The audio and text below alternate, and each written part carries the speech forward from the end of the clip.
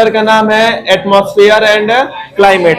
Atmosphere and climate chapter का ये assignment है। इसमें एसर्शन रीजन है और केस बेस 10 एसर्शन रीजन है और 3-4 इसमें केस बेस स्टडी क्वेश्चन है। इसको हम लोग करेंगे। देखो, जब सबसे पहले समझो कि हम कैसे करते हैं एसर्शन रीजन। जो भी होता है, जैसे कथन निष्कर्ष होता है, एक आपका कथन दिया रहेगा और उसके ऊपर निष्कर्ष दिए रहेंगे, फिर हमको बताना रहता है कि कौन सा ऑप्शन क्या है, सही है। जैसे पहले में होता है ऑप्शन कि पहला भी सही है, एसर्शन भी सही है, रीजन भी सही है और इसका करेक्ट एक्सप्लेनेशन है। फिर आपका दूसरा ऑप्शन होता है एसर्शन और रीजन दोनों सही है, लेकिन रीजन एसर्शन का करेक्ट एक्सप्लेनेशन नहीं है। एसर्शन सही है, रीजन गलत है, और एसर्शन गलत है और रीजन सही है। ऐसे हमें टिक करना रहता है ABCD करके। पहले वाला जमाना गया कि MCQ आया और ABCD में तुमको टिक कर देना है। अब अच्छे से तुमको पढ़ना रहता है एसर्शन और रीजन, और उसके बाद क्या करना रहेगा, और उसको पढ़ना रहेगा। देखो, अब चालू करते हैं। पहला क्वेश्चन आप लोग बताइएगा। पहला है the atmosphere is essential for life on earth. सही है, पृथ्वी पे जीवन के लिए एटमॉस्फेयर जरूरी है। हाँ, तो ये सही है। आगे देखो, पढ़ो। The atmosphere provide essential gases and protect life from harmful solar radiation. सही है ना, एटमॉस्फेयर एसेंशियल गैसेस प्रोवाइड करता है। पढ़े हो, जैसे पृथ्वी की लेयर 5 होती है ना, troposphere, stratosphere, mesosphere, thermosphere, exosphere. तो स्ट्रेटोस्फेयर में आपका ओजोन लेयर होता है जो कि हार्मफुल अल्ट्रावायलेट रेज को क्या करता है, रोकता है।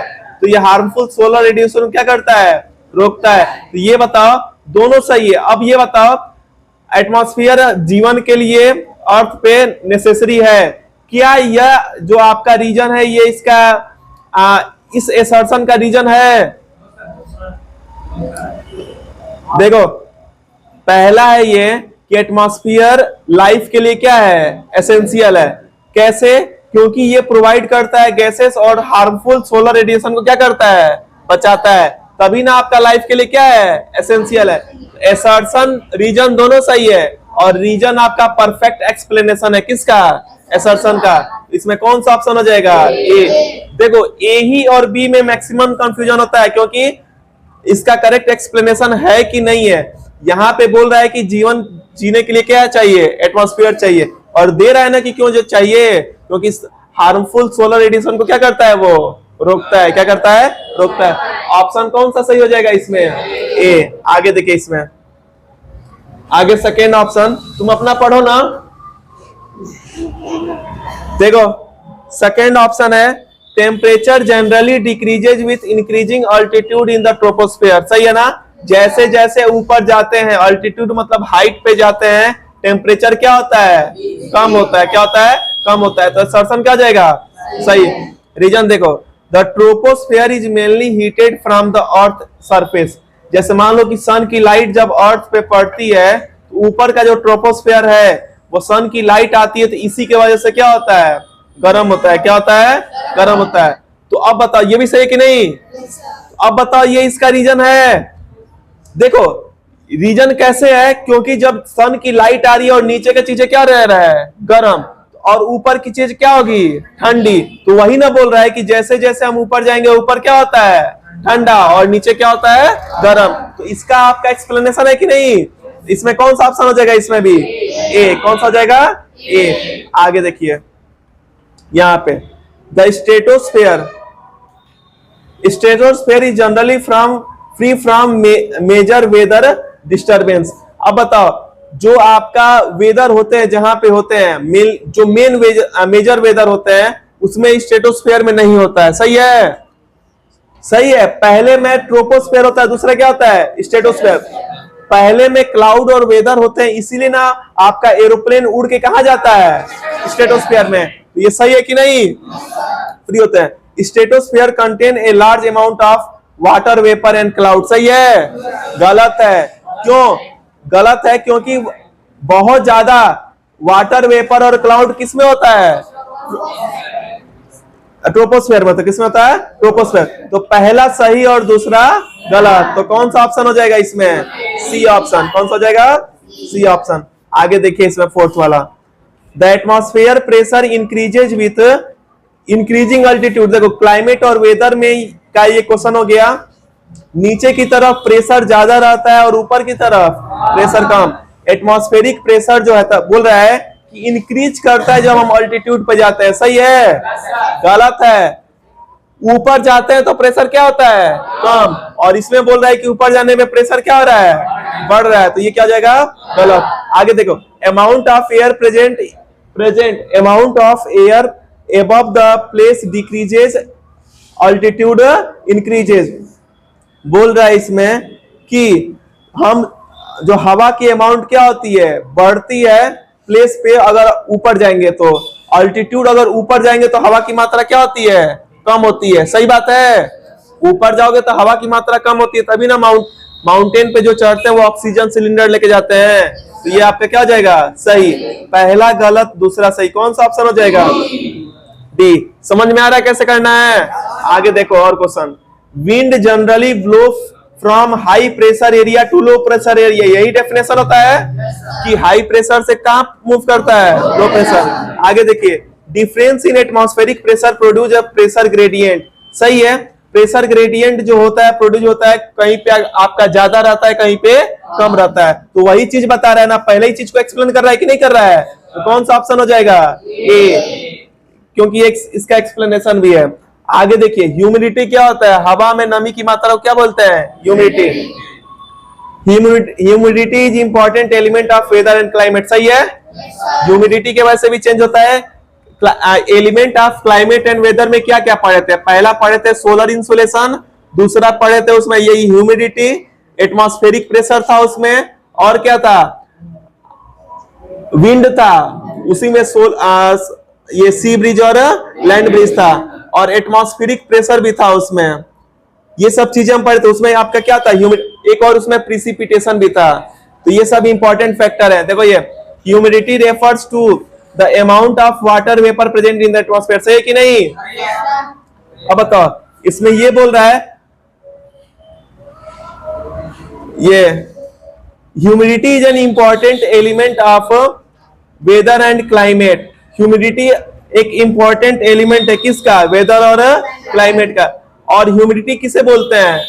जो एटमॉस्फेयर में वाटर वेपर प्रेजेंट होता है। अब बताओ, जब यहां पे ये दिया है कि ह्यूमिडिटी इंपॉर्टेंट एलिमेंट है वेदर क्लाइमेट का, क्या ये इसका एक्सप्लेनेशन है? एक्सप्लेनेशन नहीं है, यहां पे तो बस डेफिनेशन दे दिया ह्यूमिडिटी। देखो, ह्यूमिडिटी इंपॉर्टेंट एलिमेंट कैसे है? क्योंकि जहां पे आपका ह्यूमिडिटी ज्यादा रहेगा वहां पे वेदर क्लाइमेट कैसा रहेगा? नमी रहेगी। ह्यूमिडिटी कम रहेगा तो वहां पे कैसा रहेगा?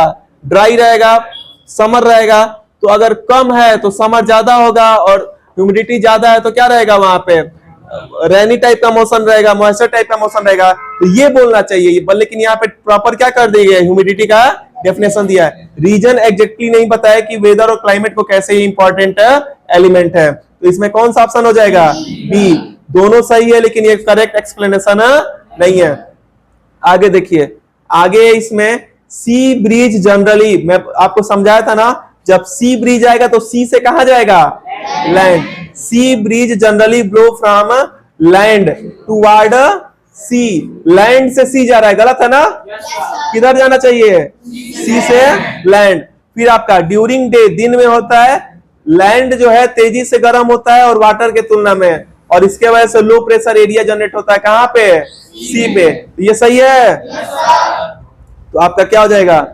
आपका डी। ए वाला सही है और आर वाला क्या है? गलत है। क्या है? गलत है। हाँ, ए गलत है यार, आपका सही है। आगे देखो, इसमें क्वेश्चन नंबर 8 देखिए, the equator receive less solar energy from polar region. गलत है ना? इक्वेटर पे सबसे ज्यादा क्या होता है? Solar energy. तो ये क्या हो गया? गलत। Sun rays fall directly on equator then the pole. सही है? हाँ, तो कौन सा हो जाएगा? पहला गलत, दूसरा सही। कौन सा हो जाएगा? डी। आगे देखिए 9th, coastal area generally experience a moderate climate. Coastal area जो तटीय क्षेत्र होते हैं वहां पे मॉडरेट क्लाइमेट होता है। सही है ना? मॉडरेट का मतलब न ज्यादा गर्मी न ज्यादा ठंडा, सही है।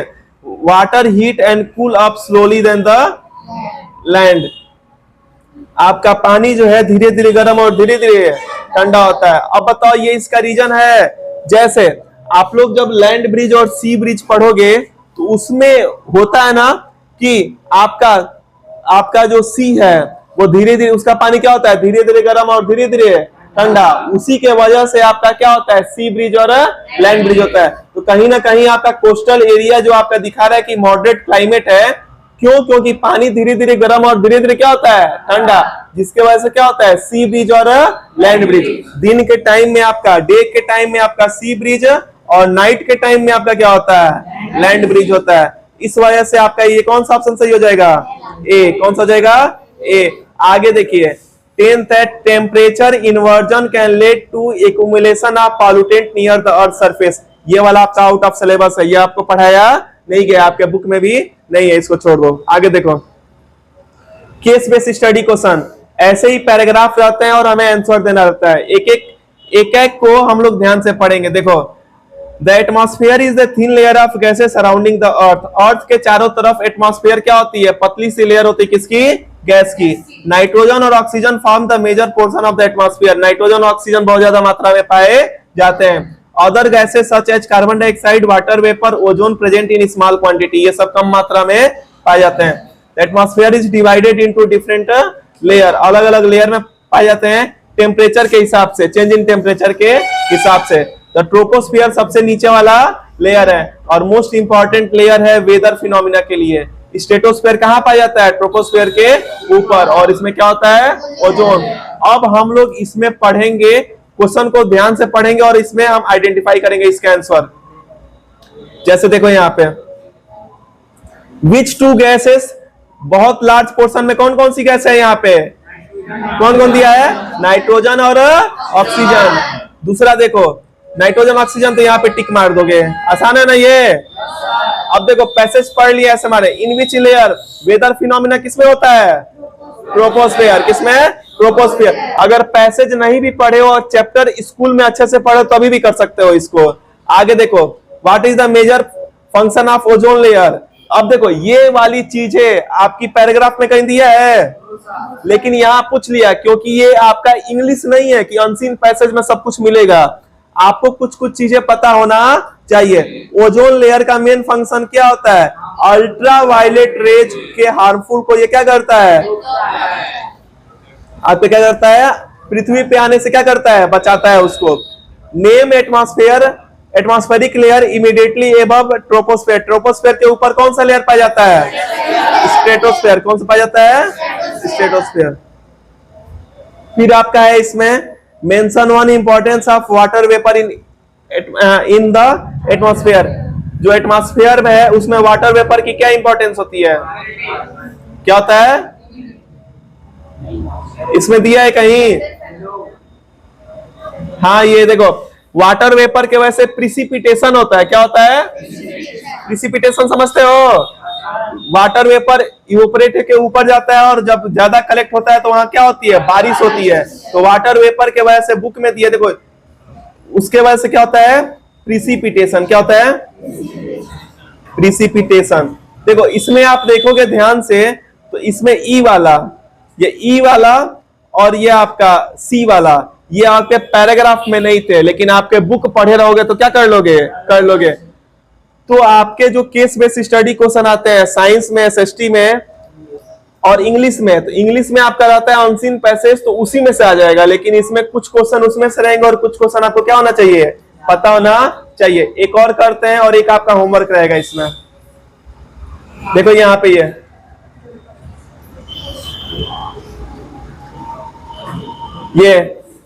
Read the passage carefully, passage को रीड करो केयरफुली। देखो यहाँ पे, एयर हैज वेट, हवा में वेट होता है, इसलिए वो क्या एडजस्ट करता है, प्रेशर। कहां पे, अर्थ सरफेस पे। एटमॉस्फेरिक प्रेशर को हम मेजर करते हैं किससे, बैरोमीटर से। प्रेशर डिक्रीज होता है जब हम ऊपर जाते हैं, क्योंकि हवा की मात्रा भी क्या होती है, कम होती है। और अनइक्वल हीटिंग, कहीं पे आपका पृथ्वी ज्यादा गर्म होता है और कहीं पे कम, इसके वजह से डिफरेंस होता है किसमें, टेम्परेचर में और प्रेशर में। हवा मूव करता है हाई प्रेशर से लो प्रेशर, इसी को हम क्या बोलते हैं, विंड। और अर्थ रोटेट भी करता है, इसके वजह से हवा की मतलब अर्थ रोटेट करता है, इसी के वजह से हवा जो मूव करता है उसके डायरेक्शन में भी क्या होता है, चेंजेज आते हैं। अब देखो एक एक क्वेश्चन करो यहाँ पे। Which instrument is used to measure atmospheric pressure? What happened to atmospheric pressure as altitude? ऊपर जाने पे क्या होता है, डिक्रीज की इंक्रीज? क्या होता है, डिक्रीज। फिर नीचे देखो, इसमें देखो यहाँ पे विंड जनरली मूव फ्रॉम कहां से कहां, हाई प्रेशर से लो प्रेशर। कहां से, हाई प्रेशर से लो प्रेशर। फिर देखो which is the pressure gradient force? Pressure gradient force क्या होता है, देखो पैराग्राफ में देखो यहाँ पे कहा था,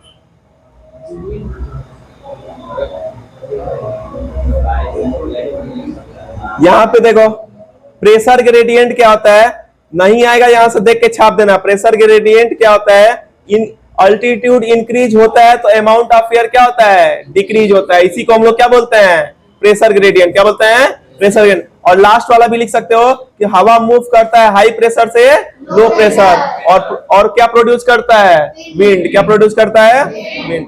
आगे देखो, name the forces that cause deflection in wind. कौन सा फोर्स होता है ऊपर, कौन सा फोर्स बताया है पैराग्राफ में, कौन सा फोर्स था, रोटेशन ऑफ अर्थ। किसके वजह से होता है, रोटेशन ऑफ अर्थ के वजह से ही विंड के डायरेक्शन में क्या होता है, चेंज होता है। क्या होता है, चेंज।